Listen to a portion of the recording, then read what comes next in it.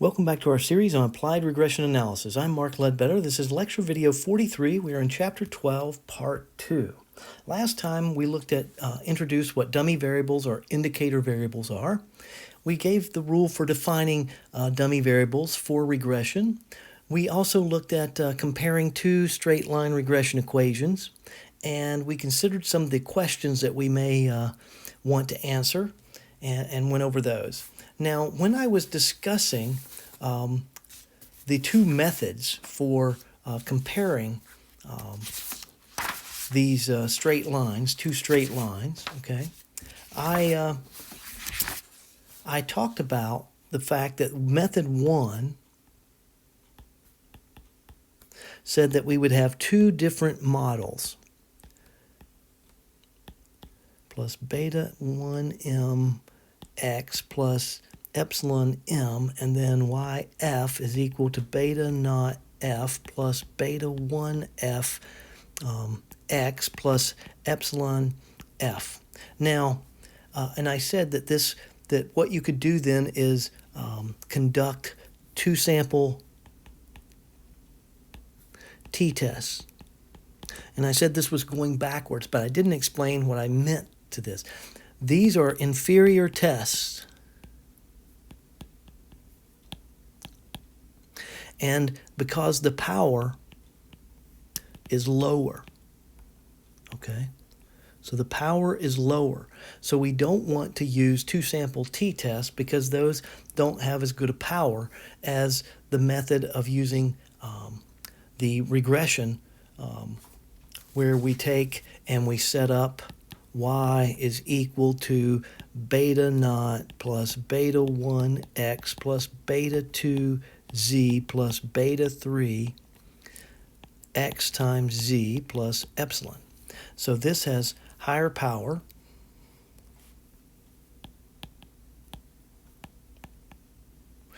and it estimates the error with more accuracy. Okay? And so it's more powerful, higher power, and it estimates the error with more accuracy, and so that's better. And again, these two things are actually related. Okay? So we're going to look at the methods for comparing two straight lines, method number 2 here. And we're going to look at tests of parallelism, equal intercepts, and for a test of coincidence. And those are the three questions that we looked at earlier. Are the lines parallel but have different intercepts? Are they, do they have the same intercept but not necessarily the same slope? Or do they have different slopes and intercepts, or are they coincident? Are they identical? Okay? So, this is method 2, using a single regression equation to compare two straight lines. Okay? And so, we have our regression equation here, and where y is our systolic blood pressure, x is age, and z is a dummy variable for gender. It's 1 if female, 0 if male. And I explained last time why in most situations we let females equal 1 and let males equal 0. Okay? Because we have more data for males than we did for females over years. And now we want to know so we have all these studies on males, and we want to know if the physiological reaction of females is different. Okay? Significantly different. So here we have our data, and we have, again, our source, XZ and XZ, and we have type 1 SS. We have the overall model with 3 degrees of freedom because there's 3 variables in there, and we see that this model is highly significant. Okay? And when we're looking at the type 1, remember that's added in order, and we see that X is significant by itself. And then we see that adding Z, which is the gender, given that X is already in the model, that's significant. But when we add the interaction term, given that we already have X and Z in the model, that it does not significantly improve the model. Okay? So even though the model is highly significant with all three variables, we can see that we really don't need the interaction, okay, looking at the variables added in order, the type 1 SS. Now, when we look at the variables added last, the type 3 SS, we see that X, which is our age, is highly significant. But if we remove Z, it's borderline between, it's 0.07 almost. But again, we get the same result since we added XZ last here. We get the same result that it's not significant. But we'll find out in chapter 16, I believe it is. We'll see the methods for selecting the best model. But this gives us an idea of what we have here. Okay, so we can write our regression equation using the estimates here, and the estimates are here. Okay, so we have an intercept of 110.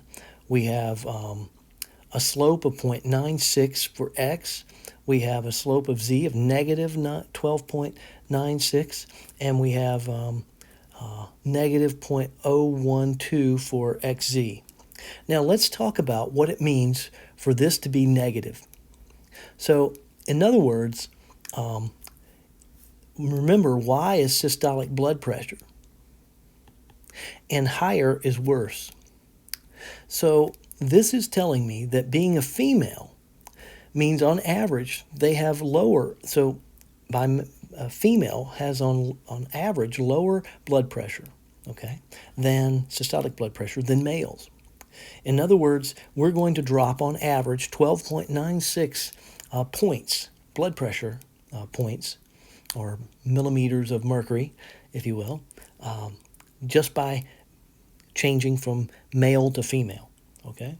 So the difference between male or female. I said changing, but I meant the difference between males and females, okay? It's 12.96 on average, according to this study, all right? So this will make two separate straight line equations. So if we want to look at males, remember that Z is 0. Then then this goes away, and we're left with this equation, which is what we have here. Okay, so we did that. All right, so the zeros.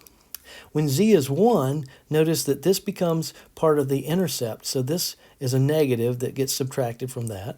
And then this gets added with this. And so we end up with these two equations that we had before, that we saw last time and in the previous chapter. Okay? And we can construct this following table, which makes it easier for us to conduct several of the tests. So we have the source of regression, or residual regression, X, which is, regression for just X.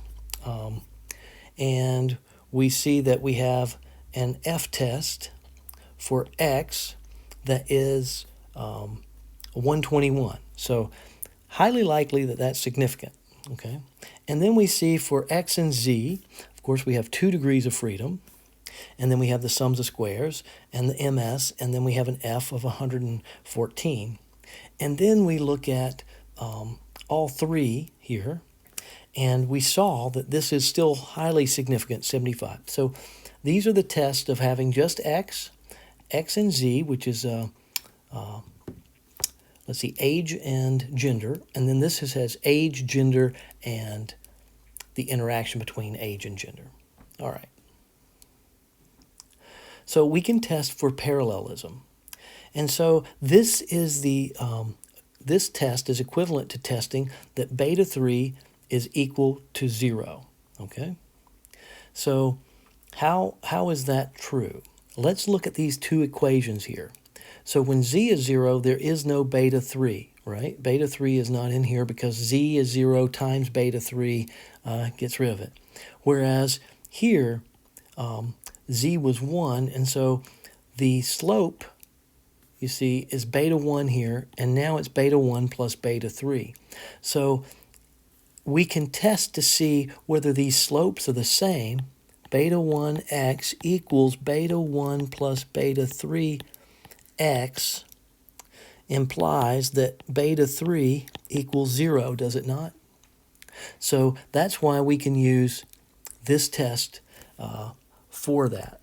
And so here we're going to use the test statistic is that we can use xz given that x and z are already in the model. So we're going to use the sum of squares of xz given x and z over MSE with all three of them.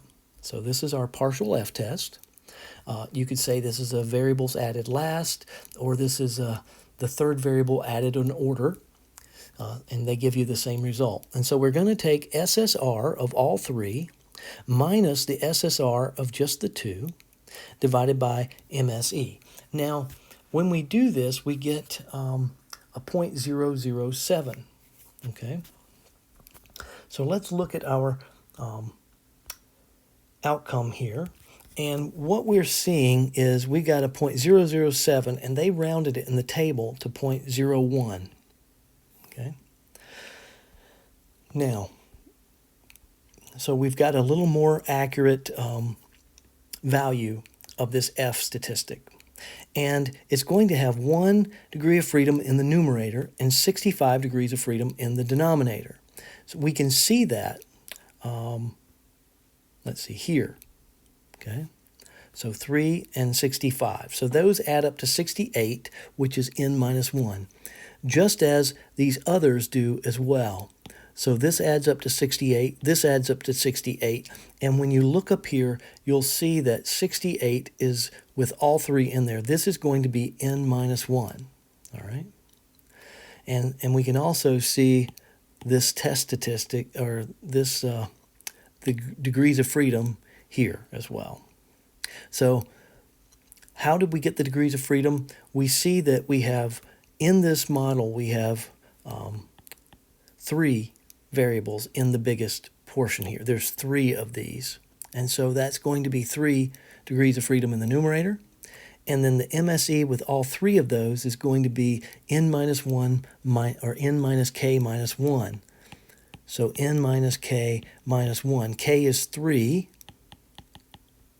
And so 69 minus 3 minus 1 gives us 65.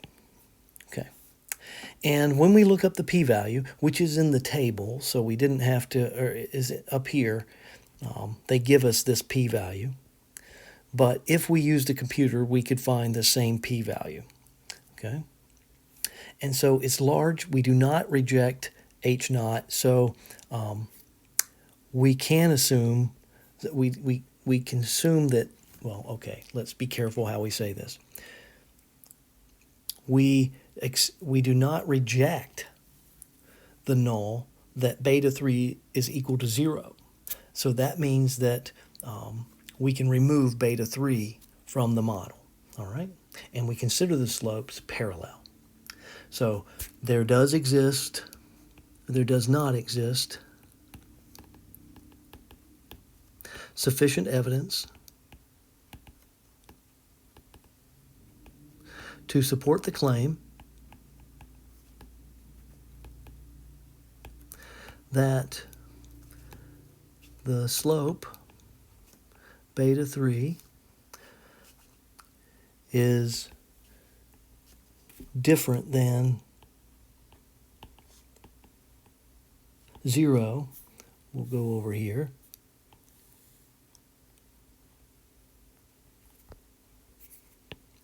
At a 95% confidence level, tested with n equals 69. Okay, so sorry that that's not all together, but this is the conclusion that I want you to write. All right, so please don't forget to scan your lecture notes by midnight of the date listed in the course calendar. If you have questions, come to virtual office hours. If you need help before you can make it to virtual office hours, then by all means email me. But I need 2 things from you. Email me a picture of the problem because I may not have access to it, and email me a picture of your work so I can see how you're approaching the problem. And then I should be able to help you quickly through and efficiently through email. Please take care of yourself and stay safe, and we hope to see you next time.